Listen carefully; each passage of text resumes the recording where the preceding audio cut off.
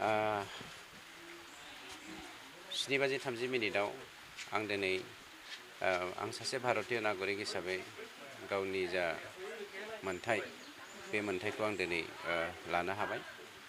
खोब गोजोननाय मोनदों आरो गोजोननाय मोनदों आं गावनो सासे बिजाथि जानानै UPPLLनि नैबे 19 नं सिडली चिरां बियाबखौ दैदेननो मोननानै आरो 2,19,000 जोंनि बे समस्तिनि रायजो राजाफोरखौ दैदेननो खाबु मोननानै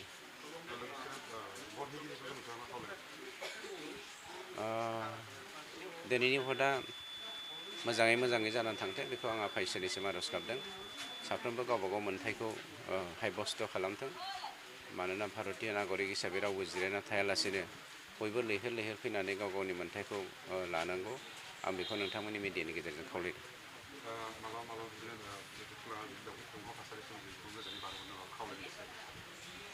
गासैबो रायजो राजानिसिम गुरैयै खावलायनाय जेन हाबाफारिया मोजाङै जालाङो आरो जोंनि दा गणतन्त्रनि सिस्टेम बे गणतन्त्रनि सिस्टेमखौ गासैबो फल' खालामो।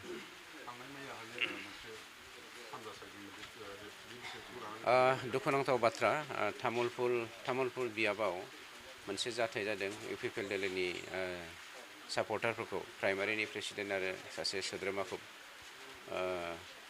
खोनानो मोननाय बायदिबा जोंनि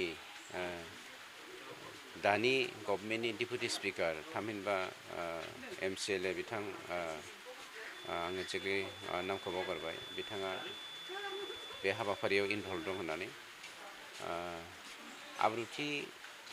भारतीय गणतन्त्रनि जा आब्रुथि बे आब्रुथिखौ बिथाङा डिस्ट्रय खालामदों बेखौ सोंखारिदों आरो बेनि सायाव प्रसासना बिसेस बेबस्था लागोन आरो बेफोरबायदि दाजाथों आं बेखौसो मिडियानि गेजेरजों खावलायदों।